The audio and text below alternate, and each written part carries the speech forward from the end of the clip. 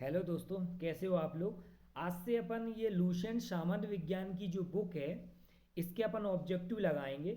इसमें पीछे ऑब्जेक्टिव दे रखे, जैसे बहुत सारे इसमें चैप्टर दे रखे हैं साइंस के। ये बहुत अच्छी बुक है, जितने भी एग्ज़ाम होते हैं सबके लिए सफिशियंट है। MP police, MP SI, MP patwari, forest, jail, सबके लिए बहुत अच्छे हैं। इसमें जो आपकी विषय सूची में भौतिक विज्ञान है, कंप्यूटर है, रसायन विज्ञान है, जीव विज्ञान, कृषि विज्ञान, पशुपालन, इन सब के ऑब्जेक्टिव करेंगे।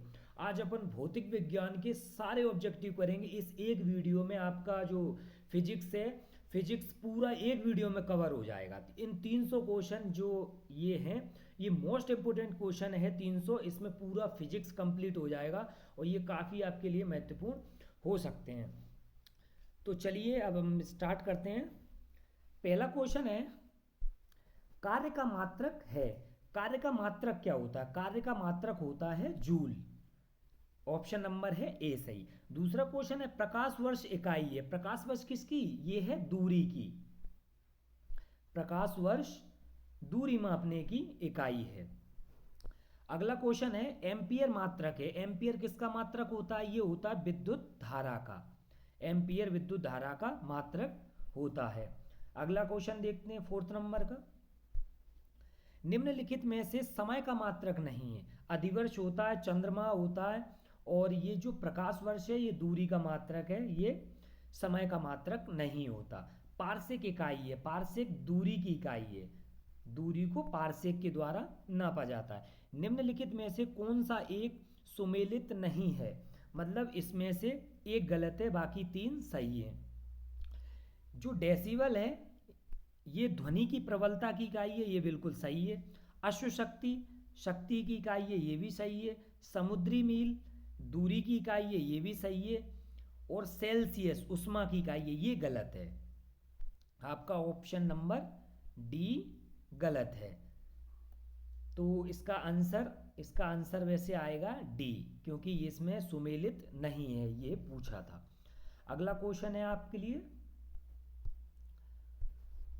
अगला क्वेश्चन है, ल्यूमेन किसका मात्रक है? ल्यूमेन मात्रक होता है ज्योति फ्लक्स का। ज्योति फ्लक्स का मात्रक होता है। कौन कौन है ये? ल्यूमेन। पास्कल इकाई है। पास्कल किसकी इकाई होती है? ये होती है दाब की। थोड़ा जल्दी जल्दी करते हैं, 300 क्वेश्चन है, बहुत टाइम लगने वाला है। कैंडेला मात्रक है। कैंडेला किसका मात्रक है? ज्योति तीव्रता का। कैंडेला ज्योति तीव्रता का मात्रक है। अगला क्वेश्चन देखते हैं, यंग प्रत्यास्थता गुणांक का एसआई मात्रक क्या होता है?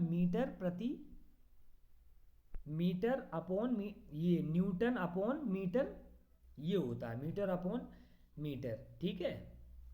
अगला क्वेश्चन है, निम्नलिखित युग्मों में से किस भौतिक राशियों के समान विमीय सूत्र नहीं है? तो 11वें का आपका आंसर है ए, बल और दाब। इसको थोड़ा छोटा करते हैं, ये थोड़ा। इसका आंसर है बल दाब, बल एवं दाब। अगला है, अदिश राशि है। इसमें से ऊर्जा, बल, आघूर्ण, संवेग, उपयुक्त सभी, इसमें से अदिश राशि कौन सी है? तो 12 नंबर का आंसर है ए, ऑप्शन नंबर ए। अदिश राशि क्या? ऊर्जा। ऊर्जा को कहते अदिश राशि। 13वां क्वेश्चन देखते हैं, निम्नलिखित में सदिश राशि है। इसमें से सदिश राशि कौन सी है? 13वें का आंसर है ए, वेग। वेग क्या होती है? सदिश राशि है। 14वां क्वेश्चन है, पदार्थ के संवेग और वेग के अनुपात से कौन सी भौतिक राशि प्राप्त की जाती है? 14 का आंसर है सी, द्रव्यमान।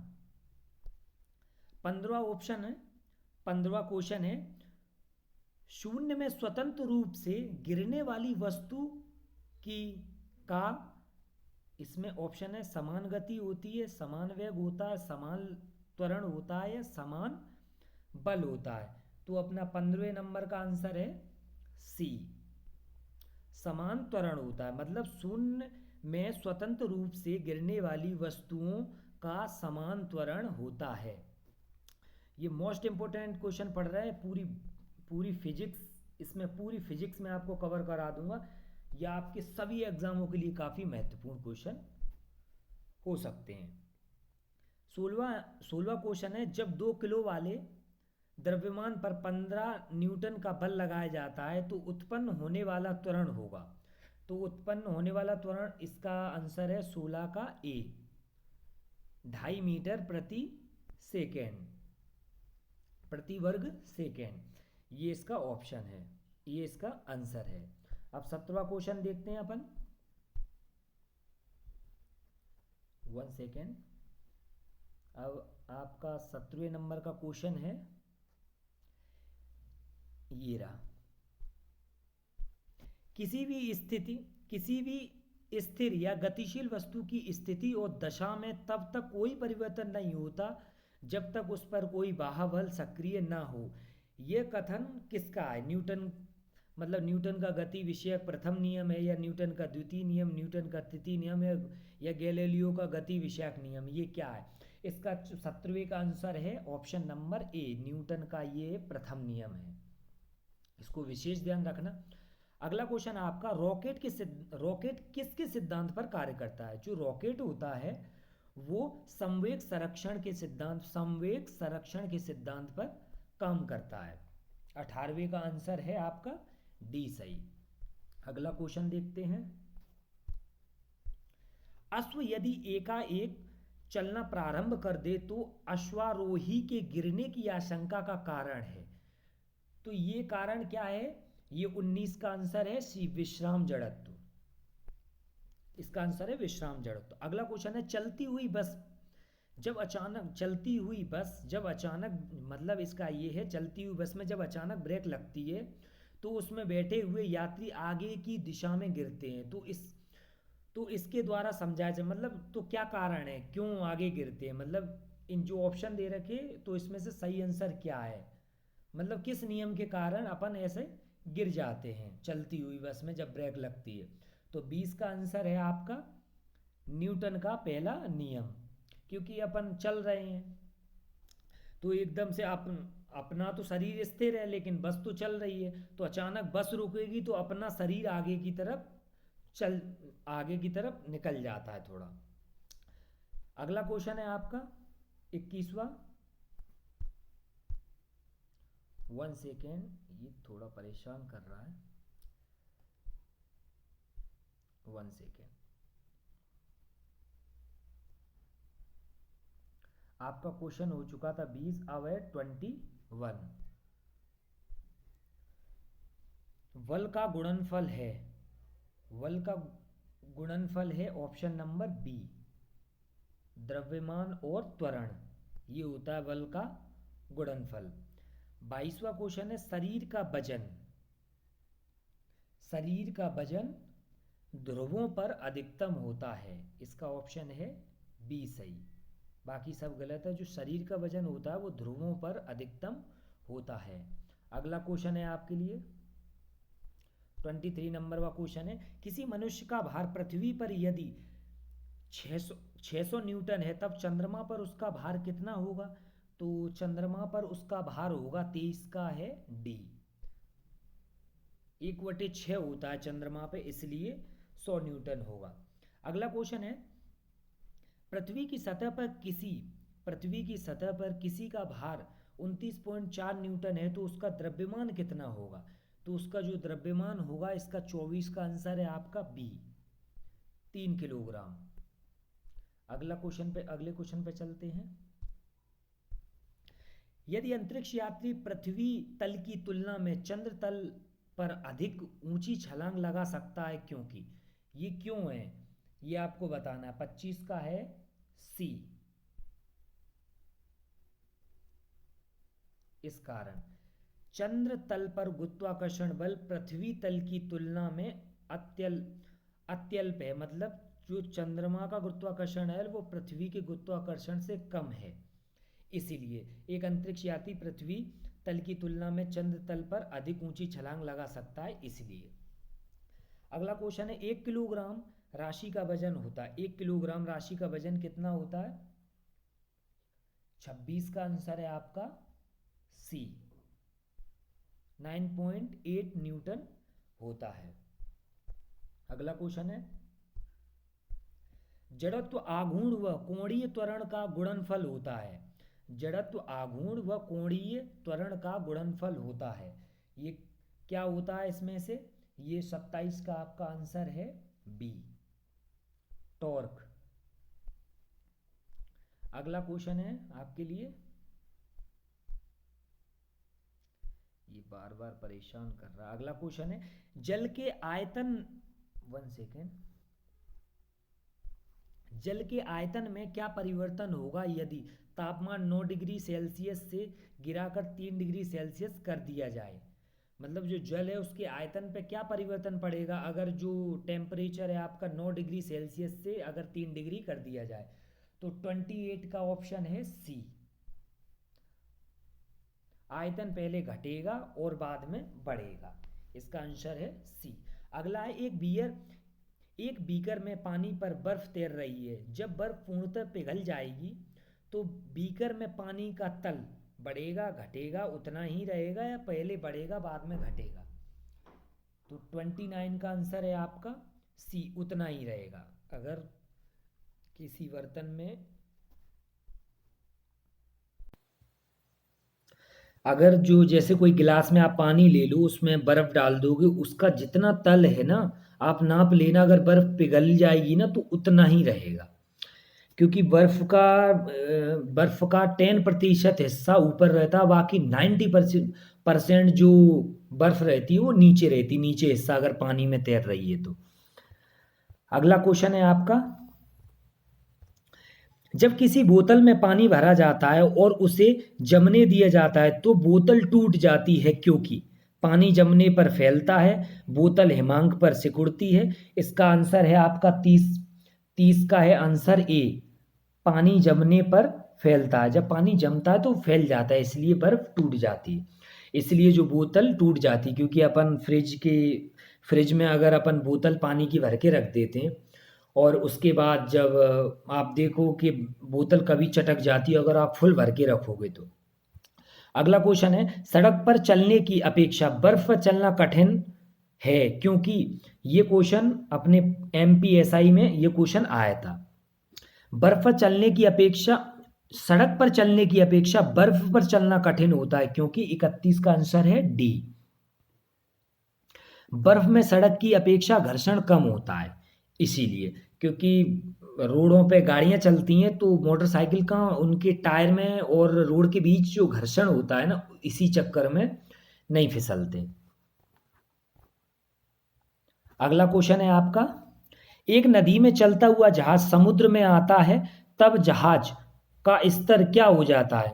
ऊपर ऊपर मतलब थोड़ा जहाज ऊपर आएगा या थोड़ा जहाज नीचे जाएगा, या सेम लेवल पे रहेगा, या ऊपर नीचे दोनों होगा? तो 32 का आंसर है इसका है बी, थोड़ा ऊपर जाएगा। जब एक नदी में कोई जहाज चल रहा है, कार्गो शिप चल रहा है, अगर वो समुद्र में जाता है तो थोड़ा ऊपर उठ जाता है। इसका रीज़न है कि उसको वहाँ खारा पानी रहता है और उसमें जो जो अपना वो क्या मतलब अपने क्या बोलते हैं उसको, घनत्व, उसका जो समुद्री जल का जो घनत्व होता है ना वो काफ़ी ज़्यादा रहता है, इसलिए ऊपर थोड़ा उठ जाता है जहाज। अगला क्वेश्चन है आपका, लोहे की कील पारे में क्यों तैरती है जबकि यह पानी में डूब जाती है? इसका आंसर है 33 का सी, लोहे का घनत्व पानी से अधिक है और पारे से कम, इसीलिए। अगला क्वेश्चन है आपका 34, पानी का घनत्व अधिकतम होता है, पानी का घनत्व अधिकतम कब होता है? पानी का घनत्व जो होता है ना वो अधिकतम होता है 34 का बी, 4 डिग्री सेल्सियस पर। जब 4 डिग्री सेल्सियस पर पानी गर्म करोगे तो उसका घनत्व सबसे ज़्यादा पानी गाढ़ा होगा, मतलब उसको कहेंगे कि जो नॉर्मल पानी रहता है उससे थोड़ा सा गाढ़ा हो जाएगा। वस्तु की मात्रा बदलने पर अपरिवर्तित रहेगा, जब वस्तु की मात्रा बदलेंगे तो अपरिवर्तित रहेगा, तो 35 का है डी, घनत्व। अगला क्वेश्चन है, समुद्र में प्लवन करते आइसबर्ग का कितना भाग समुद्र की सतह के ऊपर रहता है? इसका है 1/10, मैंने अभी आपको बताया ही था। मतलब एक हिस्सा ऊपर रहेगा और उसका 9 हिस्सा बर्फ नीचे रहेगा। अगला है आपका, बर्फ के दो टुकड़ों को आपस में दबाने पर टुकड़े आपस में चिपक जाते हैं, क्योंकि ये क्यों चिपकते हैं टुकड़े? तो 37 का आपका आंसर है ए।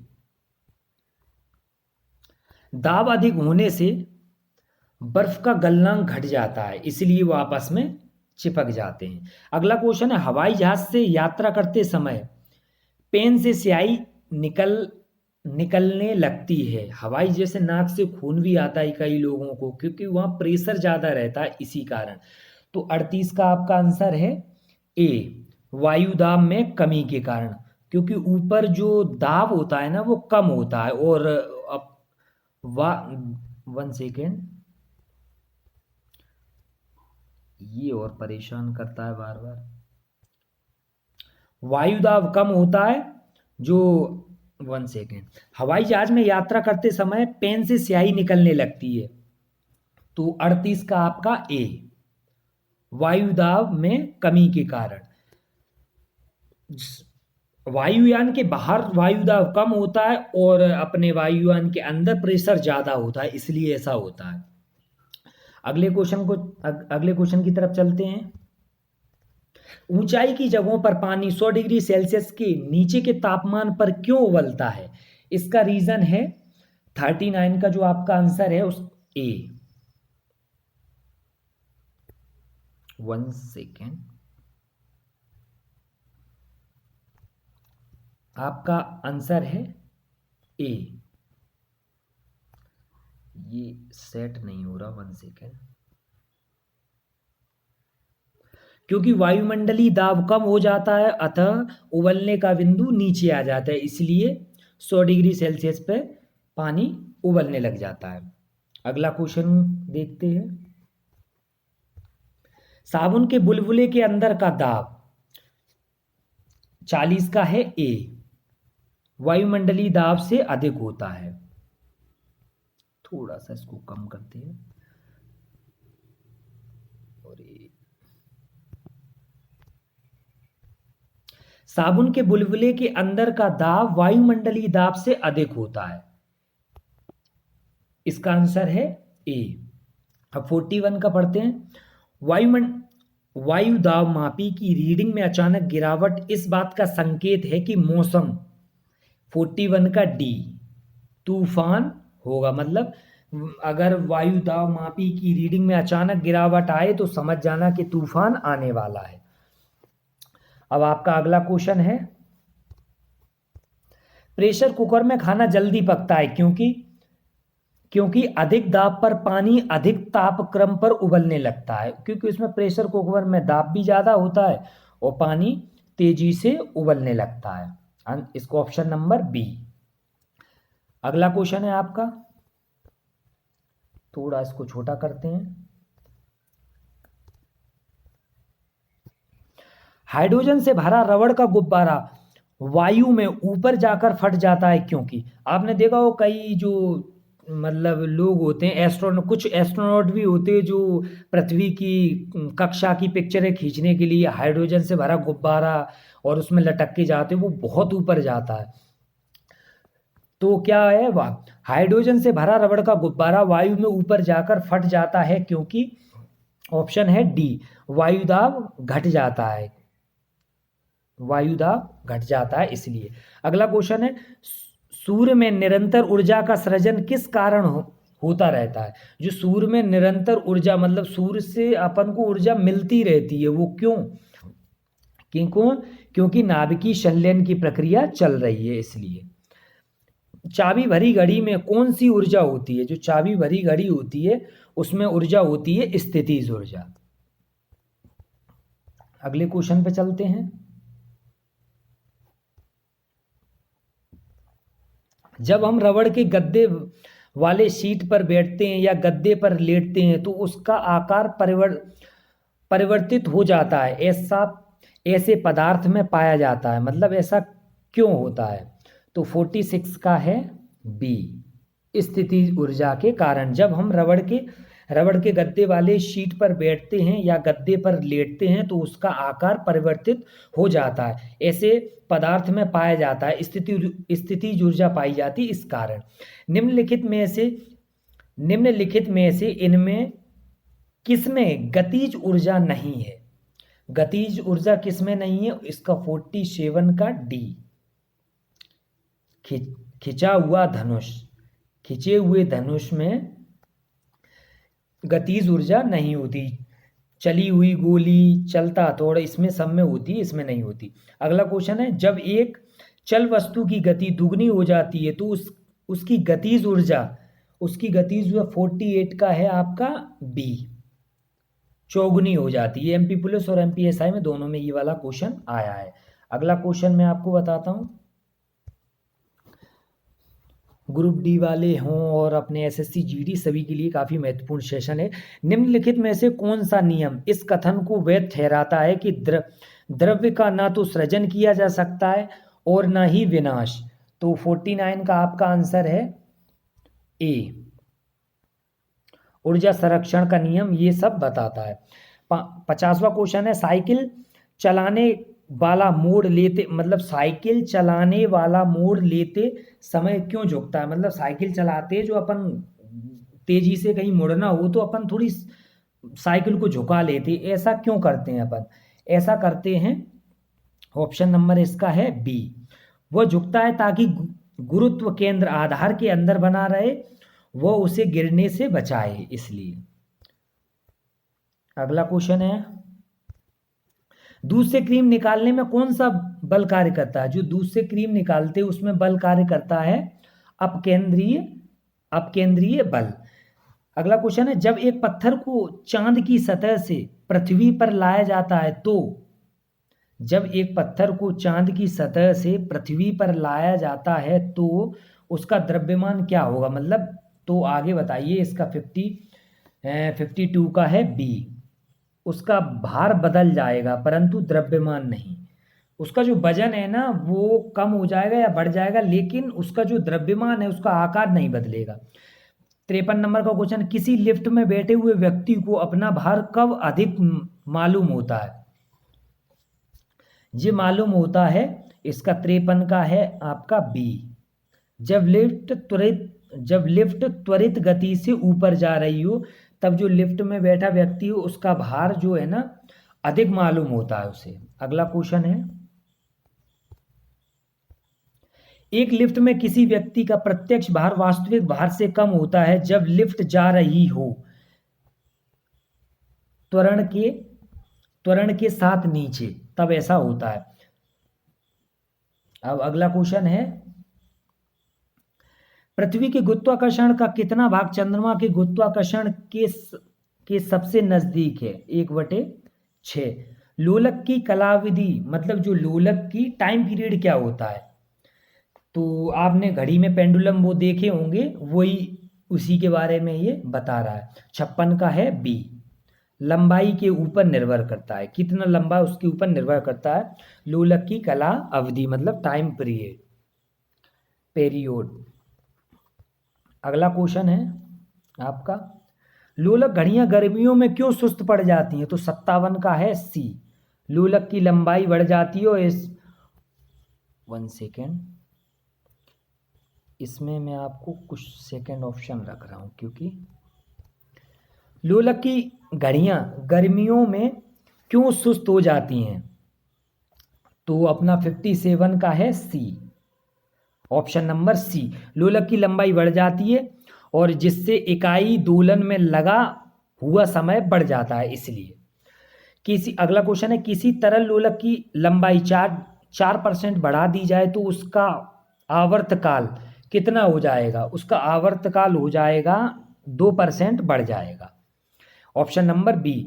अगला क्वेश्चन है, पार्श्व विकृति तथा अनुदैर्ध्य विकृति के अनुपात को कहते हैं? 59 का है ए, पोआसो अनुपात कहते हैं। आपका अगला क्वेश्चन है,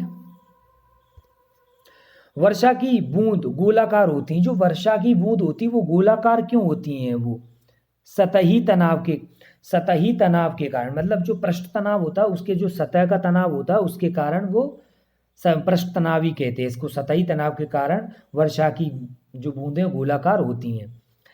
तेल दीप की बत्ती में तेल किसके कारण ऊपर चढ़ता है? जब अपन ने दिए जलाए होंगे दीपावली पे, तो जो तेल होता है ना वो दिए से ऊपर कैसे चढ़ता है? तो 61 का है बी। केशिका क्रिया, जो केशिकीय क्रिया होती है उसके कारण तेल ऊपर चढ़ता है। श्यानता की इकाई है, श्यानता की इकाई क्या है? पॉइस। श्यानता की इकाई है पॉइस। 63 नंबर का क्वेश्चन है, उत्प्लावकता से संबंधित वैज्ञानिक है, मतलब उत्प्लावकता से संबंधित वैज्ञानिक कौन से हैं? ये है आर्किमिडीज, ऑप्शन नंबर ए।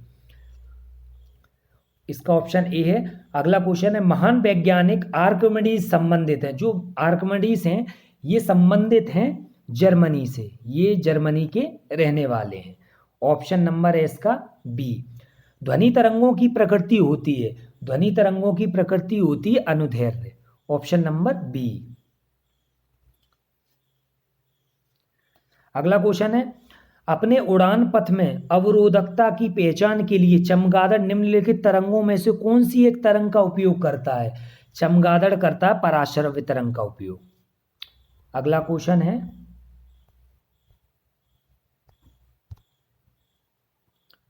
अगला क्वेश्चन 1 सेकंड, इसको थोड़ा सा बड़ा कर लेते हैं आपके लिए,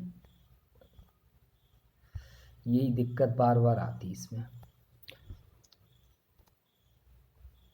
पराश्रव्य वे ध्वनियां हैं जिनकी आवृत्ति होती है, उनकी आवृत्ति कितनी होती है? 20,000।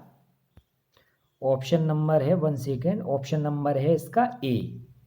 20,000 हर्ट्ज से अधिक होती हैं पराश्रव्य ध्वनियों की, पर जो पराश्रव्य जो ध्वनियां होती है उसकी आवृत्ति। 1 सेकेंड। ध्वनि तरंगे हैं, ध्वनि तरंगे कौन सी हैं? ध्वनि लंबवत होती, ध्वनि तरंगे लंबवत होती हैं, और इसका ऑप्शन है ए। श्रव्य परिसर में ध्वनि तरंगों की आवृत्ति क्या होती है? तो 69 का है ए, 20 से 20,000 हर्ट्ज के बीच। आपका अगला क्वेश्चन है, वायु में ध्वनि की चाल 332 मीटर प्रति सेकेंड होती है, यदि दाब बढ़ाकर दुगना कर दिया जाए तो ध्वनि की चाल होगी। तो ध्वनि की चाल क्या होगी? 70 का है बी। तो ध्वनि की चाल होगी 332 मीटर प्रति सेकेंड। ध्वनि की चाल अधिकतम होती है, जो ध्वनि की चाल अधिकतम किस में होती है? ध्वनि की चाल अधिकतम होती है इस्पात में। वायु में ध्वनि का वेग लगभग होता है, जो वायु है वायु में ध्वनि का वेग कितना होता है? तो 72 का है आपका आंसर ए, 332 मीटर प्रति सेकेंड। अगला क्वेश्चन देखते हैं, 100 डेसिबल का शोर स्तर निम्न में से किसके संगत होता है? तो अपना 73 का है डी।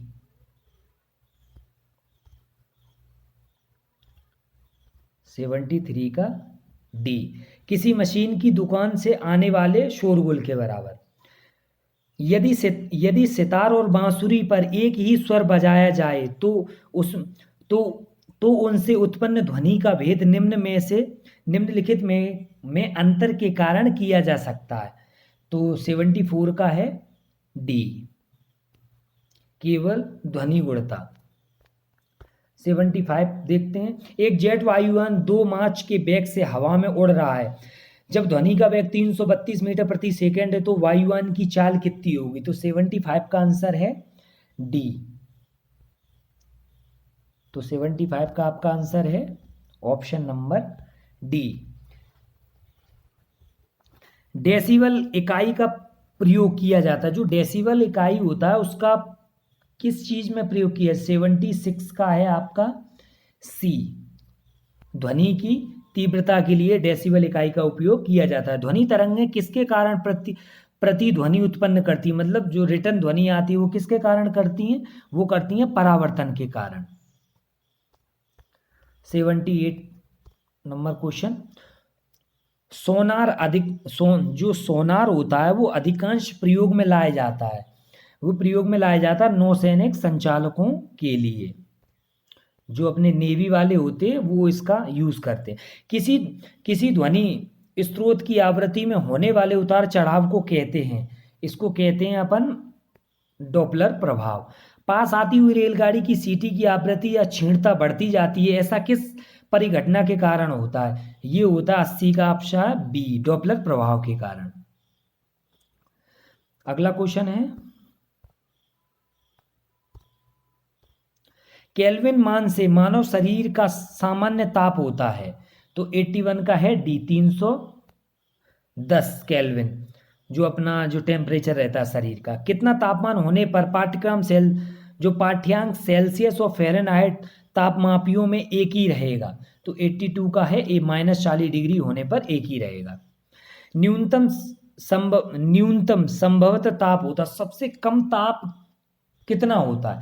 ये होता है -273 सेंटीग्रेड, ऑप्शन नंबर ए। किसी मनुष्य के शरीर का ताप मतलब सामान्य तापक्रम फ़ारेनहाइट में कितना होता है? तो 84 का 98 फ़ारेनहाइट होता है। 85 क्वेश्चन, एक स्वस्थ मनुष्य में शरीर का ताप होता है मतलब कितने, ये सेल्सियस में पूछ रहे हैं, तो 85 है उसका आंसर है 37 डिग्री। 37 डिग्री सेल्सियस एक मनुष्य का तापमान होता है।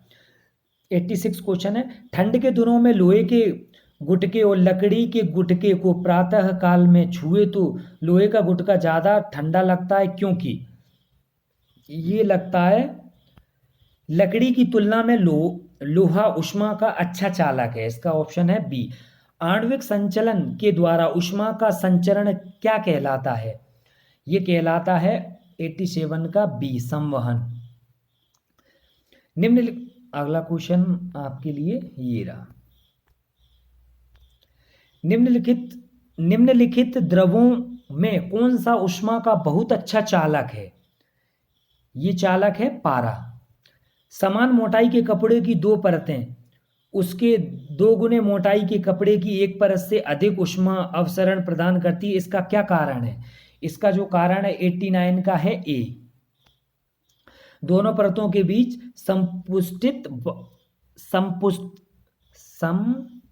वायु के कारण होती है, संपुटित वायु के कारण होती है।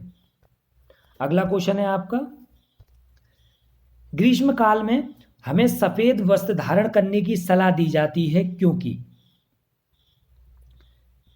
क्योंकि सफेद वस्त्र ताप का कम अवशोषण करता है। मतलब गर्मियों में जो सफेद कपड़े पहनो ना तो वो जो सूर्य की किरणें कम लेता है वाइट, इसीलिए तो वो वाइट है। वो ब्लैक इसे वो पूरा अगर सूर्य की किरणें ले लेता है, इसीलिए तो ब्लैक कपड़ा अपन को दिखाई देता है। और सफ़ेद इसलिए दिखाई देता है क्योंकि वो अवशोषित नहीं करता किरणों को, इसलिए सफ़ेद कपड़े पहनने चाहिए ज़्यादातर गर्मियों के दिनों में।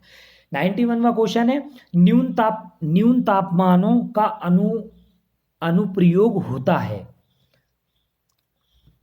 इसका ऑप्शन है डी, अंतरिक्ष यात्रा, चुंबकीय पुरोत्स्थापन और दुर्मिति में। 92, अगला क्वेश्चन है 92, तेज हवा वाली रात्रि में ओस नहीं बनती है क्योंकि वाष्पीकरण की दर तेज हो जाती है, इसलिए वाष्पीकरण की दर तेज हो जाती है इसलिए। ठोस कपूर से कपूर वाष्प बनाने की प्रक्रिया को कहते हैं ऊर्ध्वपातन। अगला क्वेश्चन है, मनुष्य आर्द्रता से परेशानी महसूस करता है, इसका निम्न में से उपयुक्त कारण क्या है?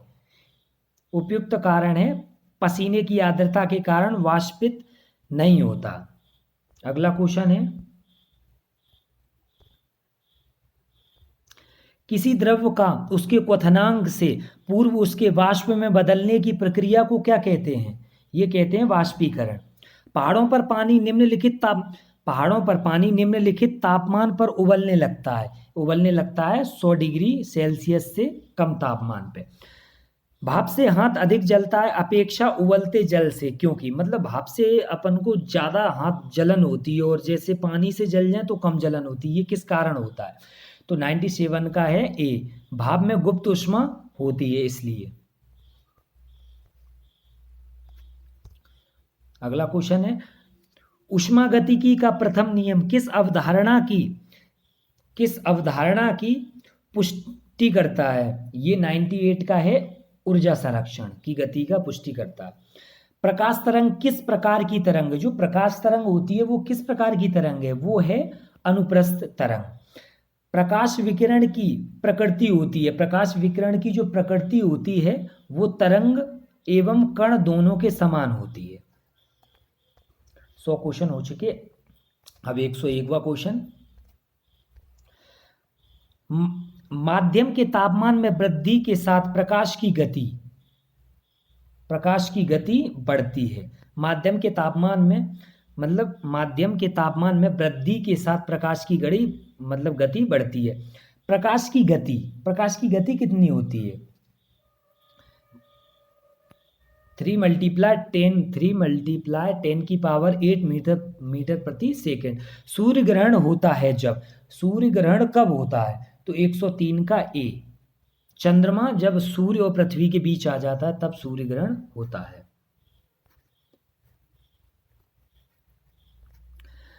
चंद्र ग्रहण घटित होता है पूर्णिमा के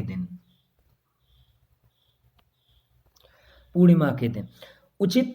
उचित रीति से कटे हीरे की अब असाधारण चमक का आधारभूत कारण यह है कि 105 का है आपका बी,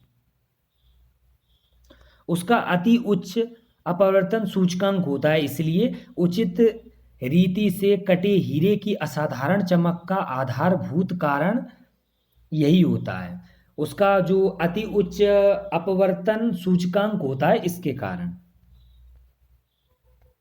अगला क्वेश्चन है आपका,